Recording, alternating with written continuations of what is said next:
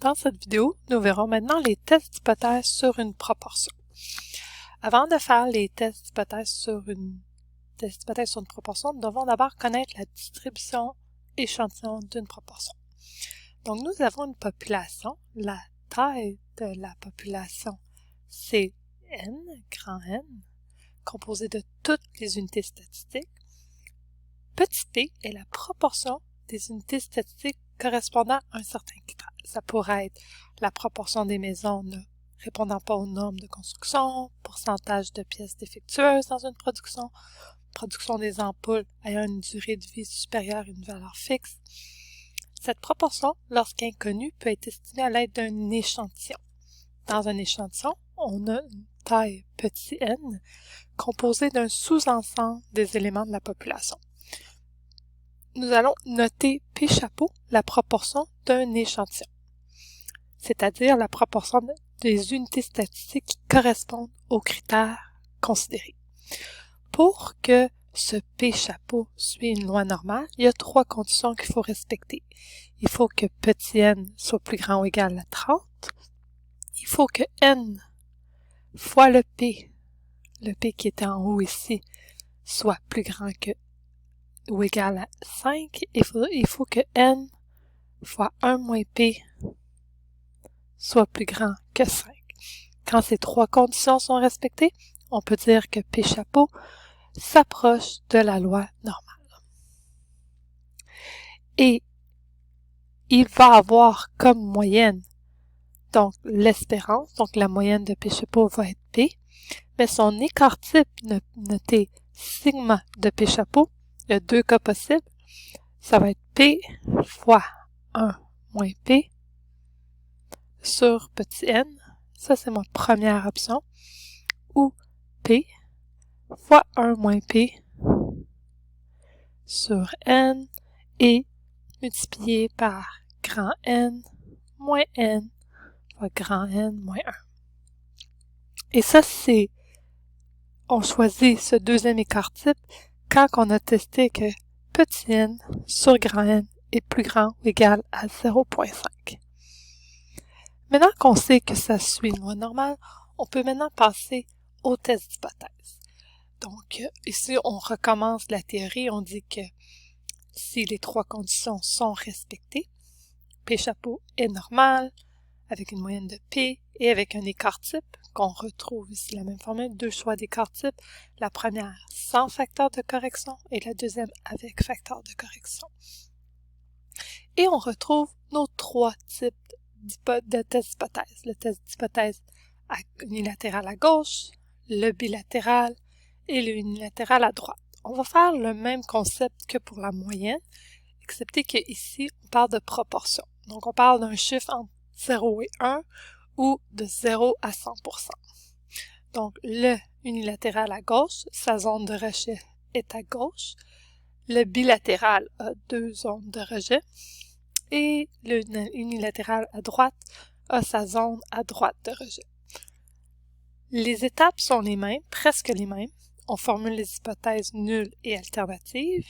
On fixe le seuil de signification. On vérifie les 3 conditions qui fait que c'est une loi normale. N plus grand que 30, N fois P plus grand que 5, N fois 1 moins P plus grand que 5. Et on calcule le rapport critique, qui est la proportion de l'échantillon moins la proportion connue, celle qui fait partie de mon hypothèse nulle, divisée par l'écart type de l'échantillon. Encore une fois, les formules d'écart type sont là pour vous. Une fois qu'on a calculé ça, on choisit le bon graphique et on trouve le Z-alpha. Celui qui va nous permettre de savoir c'est celui qui nous permet la limitation entre le rejet et le non-rejet. Et ensuite, on conclut. Nous allons les faire l'exemple 16 du cours 12-13, test d'hypothèse dans Excel. Nous sommes donc à l'exemple 16. L'entreprise Microtech fabrique 500 transistors utilisés dans un récepteur stéréo de haute qualité. Un contrôle régulier est effectué à l'aide d'un appareil électronique permettant de détecter d'une façon automatique les transistors défectueux. Le processus de fabrication produit habituellement 2% de transistors défectueux. Un récent contrôle de 300 transistors donne 11 transistors défectueux. Peut-on conclure au niveau de signification de 1% que le pourcentage est anormalement élevé? Effectuer un test d'hypothèse. Donc, P, c'est la proportion de transistors défectueux. Donc, étant donné que ce n'est pas une moyenne, mais bien une proportion, on va effectuer un test d'hypothèse de proportion. Normalement, le pourcentage qu'on a ici, c'est 2%. Ici, on le met en décimale.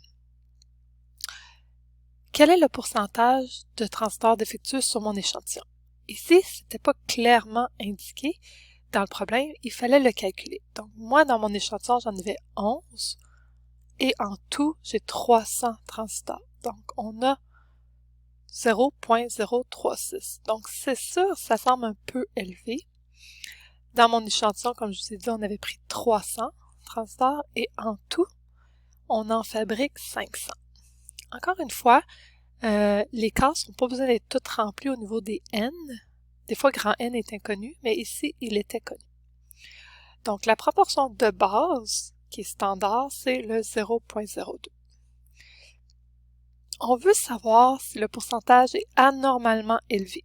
Donc là, on est dans un bilatéral à droite. Moi, je veux savoir si mon P est plus grand que standard. Donc ici, on est dans le bilatéral à droite. Donc ici, on va on va aller resélectionner le 0.02. Le chiffre ici doit toujours être le même. Hein? Ensuite, on va écrire c'est quoi le pourcentage. Ici, c'est 1%. C'est pas toujours 1%. C'est un addon dans les exemples que j'ai choisi de faire. Ensuite, on va vérifier nos conditions d'application du test. Donc, on va aller sélectionner le N. Est-ce qu'il est plus grand que 30? Oui. On va aller faire le produit entre N fois P. C'est bel et bien plus grand que 5. Et on va aller faire le produit entre N fois 1 moins P. Et là, nos trois conditions sont bel et bien vérifiées. On a donc une loi normale. La moyenne, c'est votre P. Et au niveau de l'écart type. Donc, au niveau de l'écart type, vous devez d'abord vérifier est-ce que vous êtes en facteur de correction ici. Et il faudrait donc tester ça. On va le tester. Si on fait 300 divisé par 500, c'est bel et bien plus grand que le facteur de correction qui est de 0.05. Ça veut dire qu'il faut utiliser la grosse formule avec les deux racines. Donc, on va donc faire la première. Donc, c'est la racine. Là, il faut mettre plusieurs parenthèses. Au numérateur, on a 0.02, ferme la parenthèse, fois, non, je peux le faire d'un coup, à vrai dire, fois 1 moins le 0.02 que je resélectionne, divisé par n. Ferme la parenthèse. Ici, il devrait avoir une deuxième parenthèse, multiplié par la racine de, ouvre la parenthèse pour le numérateur, 500 moins 300, ferme la parenthèse, divisé par, ouvre la parenthèse, 500 moins 1. Et ferme les deux parenthèses. Oups, il manque le 1. Ferme les deux parenthèses. Et on retrouve 0.051 comme écart type. Au niveau du rapport critique, c'est le P-chapeau. Il manque le égal. Le P-chapeau moins la moyenne divisé par l'écart type qu'on a trouvé. Et on retrouve une valeur de 3.26 environ. Donc, on est dans unilatérale à droite. Donc, je vais aller sélectionner le troisième graphique, celui qui a la zone de rejet à droite. Ici, je vais l'amener. Et donc, j'ai besoin de mon Z alpha. Donc, je vous rappelle que pour trouver notre K, Excel a besoin de tout le pourcentage à droite. Donc ici, c'est 99%. Donc, je vais demander une loi normale, standard inverse. Et donc, c'est 1 moins le pourcentage 1%, qui est la zone rose. Et ça me donne le Z ici. Donc, on va comparer nos deux valeurs et on va pouvoir conclure. On va copier. Je vous rappelle ici, pour coller, c'est important de faire un collage de valeurs pour les deux valeurs qu'on veut coller parce que on ne veut pas traîner nos formules qu'on a calculées. Ici, 3.26 est plus grand que 2.33. Donc, on va regarder ici, 3.26 est là, 2.33 est là. On rejette à 0. Et donc, on va apporter une conclusion qui va nous permettre de bien conclure, de bien expliquer qu'est-ce qui arrive. Donc, on dit, au niveau de confiance de 99%, on peut conclure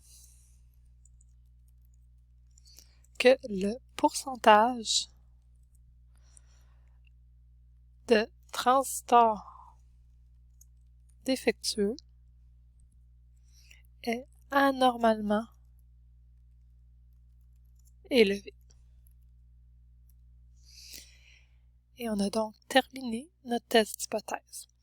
Vous pouvez faire en pratique les exemples 13, 14 et 15, qui sont 3 autres tests d'hypothèse pour la proportion. Et les solutions se trouvent également dans le fichier cours 12-13, test d'hypothèse, solutions.